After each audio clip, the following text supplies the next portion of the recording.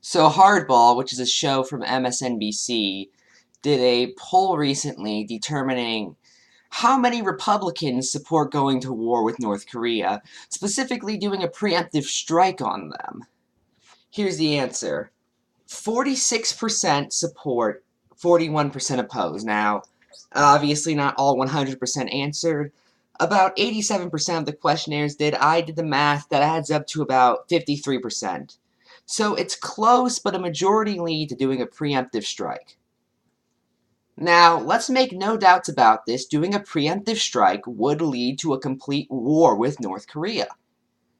Now, out of all the countries Trump's threatening war with, North Korea, Venezuela, Iran, and there's been some stuff about Syria. I don't know if that's still going on, though. I think North Korea is obviously the most justifiable. They have actually threatened the U.S. after all. So I'm not against it in the sense of we have to just be pacifist, we have to just do that. No. I'm against it because there are still some extremely unanswered questions about what happens if we go in there. For instance, if we go in there, are we going to take out Kim Jong-un? I assume the answer is yes. Because that's how these types of things work. You go in there, you get the leader.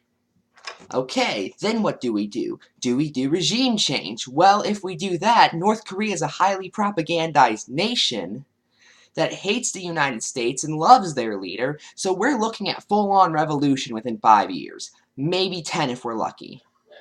But either way, it's going to be a huge failure almost immediately. That's just common sense.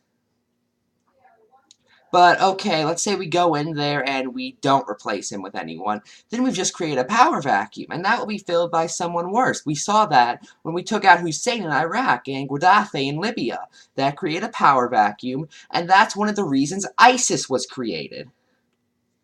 So you're sitting there and expecting me to support a preemptive strike that would lead to war against a country that hasn't attacked us. It's a military hermit country.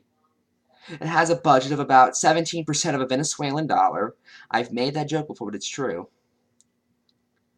Like, if we do boots on the ground, they may have a chance at defeating us.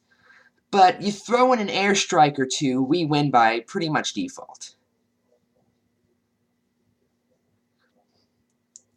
So it's not even like it'd be a hard war to beat, or a hard war to win.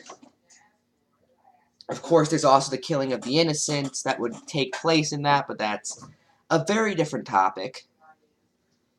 But my question simply is, what do we do after that? If I can find an answer on that, I will come out here and tell you about it and tell you what I think about it. But as of right now, I only see regime change or power vacuum, and neither are good options. That's it. I'm Ephrom, and good night.